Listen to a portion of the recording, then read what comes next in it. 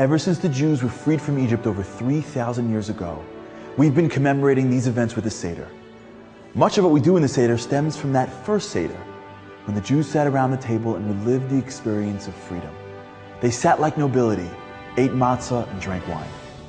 There's only one problem. When was the first Seder? I would think it was the year after Exodus, right? On the anniversary? But that's not when it was. The first Seder was actually the night before they left Egypt. They had a Seder celebrating their freedom while they were still slaves in Egypt. What? What were they celebrating? They were still slaves. What was it, dress rehearsal? Can you imagine a team celebrating with the trophy before actually playing the championship game?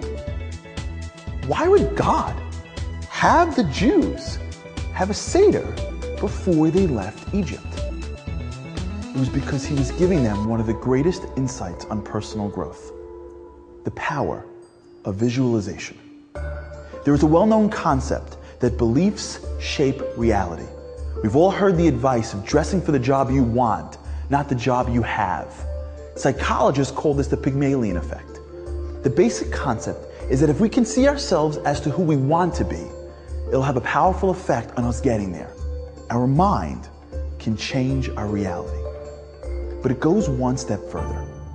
We think that in order to become the people we want to be, we have to first do the actions to have the things to be that person. Do, have, be. In reality, that's not the case. First, we need to decide who we want to be.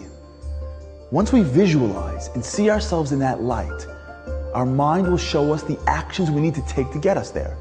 It'll direct us to the steps that are in front of us to fulfill our dreams. First be, then do, and then have. Why does this work? Because we are each born with a soul that has unlimited potential. We can do incredible things, but first we need to see it, to believe it. God was teaching the Jews in Egypt the first step to freedom. It starts in your mind. Leaving Egypt won't make you free. Doing and having won't make you free. Freedom is a way of life. To be free, you have to see yourself as free.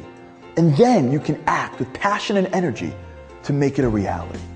The Seder isn't just some ancient custom about leaving Egypt thousands of years ago. It's a recipe for freedom that applies to our lives today. You see, Egypt is not just a physical place. It's a spiritual one. The word Mitzrayim stems from the word Meitzar, which means constricted, limited, narrow. Spiritually, Egypt represents those factors that enslave us, the blocks and limitations, the insecurities and desires that prevent us from being the people we dream of being. And Passover comes to show us how to get out.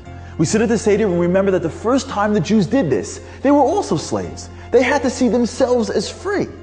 And so too, we have to visualize ourselves leaving our own Egypt, even if we're physically there. This year, see yourself as the parent, child, and spouse you always knew you could be. How would you act? What would you say? Picture your life as truly happy, waking up each day full of life. Picture a life filled with meaning and purpose and connection. See the blocks that are stopping you and visualize what you need to do to overcome them. As you envision getting out of your personal Egypt, you'll be connecting to the lessons God taught our ancestor generations ago. You'll be connecting to the Seder and beginning your journey to the Promised Land.